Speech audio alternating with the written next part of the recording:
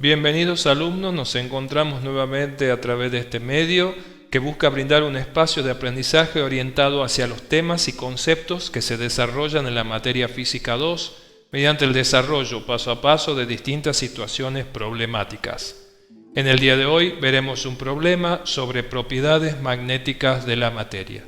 Antes de comenzar a desarrollar el problema propiamente dicho, haremos un breve repaso sobre el porqué que algunos materiales adquieren propiedades magnéticas al encontrarse ubicados dentro de campos magnéticos externos.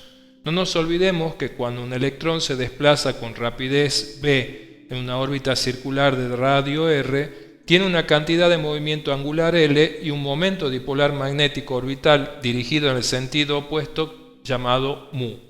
También tiene una cantidad de movimiento angular de spin y un momento dipolar magnético de spin en sentido opuesto. No nos olvidemos que el electrón, al girar alrededor del núcleo, crea una especie de corriente eléctrica, ya que tenemos una carga que se desplaza a través de la trayectoria y lo hace cada un cierto tiempo, que en este caso se llama el período. Por lo tanto, la órbita del electrón alrededor del núcleo adquiere un momento dipolar magnético mu que es igual al producto de la corriente que genera este electrón al girar y el área de la órbita. Si recordamos que la cantidad de movimiento angular está cuantizada, de la relación de este con el momento magnético llegamos a la misma conclusión. Esto quiere decir que hay un momento magnético fundamental que se conoce como el magnetón de Bohr. Basados en este magnetón de Bohr se irán cuantificando la cantidad de momento magnético que tendrán los diferentes átomos en función de la cantidad de electrones que tiene cada uno. Justamente son estos momentos magnéticos quienes ante un campo externo se alinean por lo general con este campo externo y refuerzan el campo magnético propio de un conductor. Esto lo iremos viendo a manera que vamos resolviendo el siguiente problema. Un solenoide largo con 12 vueltas por centímetro posee un núcleo de hierro. Cuando la corriente por la bobina del solenoide es de 0,500 amperes, el campo dentro del núcleo de hierro es de 1,36 Tesla. Determinar entonces el valor del campo aplicado, la permeabilidad relativa y la imantación. Vamos a ir resolviendo parte por parte. En primer momento vamos a ver el valor del campo aplicado. Vamos a llamar, o se llama generalmente campo aplicado, al campo producido por el conductor sin la presencia del material magnético.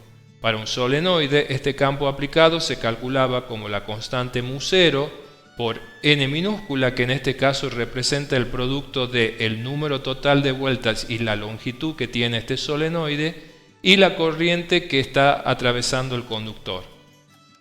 Para nuestro problema, si reemplazamos los valores de la constante mu0, el valor de n, que en este caso acordémonos que en el enunciado figuraba por centímetro, por lo tanto debemos cambiarlo al sistema internacional y calcular la cantidad de vueltas por metro y la corriente que lo atravesaba, encontramos que el campo aplicado en este solenoide es de 7,54 por 10 a la menos 4 Tesla.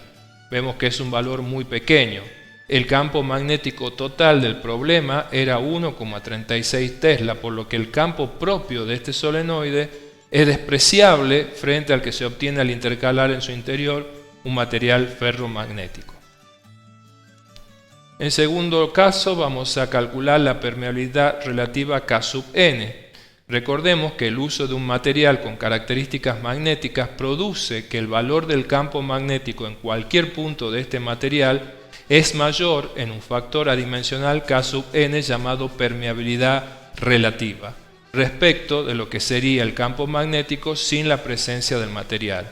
Teniendo en cuenta que es una razón entre el campo que tenemos con material y el campo que tenemos sin material, esta permeabilidad relativa podemos obtenerla mediante la siguiente expresión, que si reemplazamos por los valores obtenidos ya previamente en nuestro problema y el valor del campo magnético total, encontramos que esta permeabilidad relativa es del orden de 1800. Es un número adimensional, ya que es un valor relativo, por lo tanto nos dice cuántas veces más grande será el campo ante la presencia de un material magnético que sin la presencia del mismo.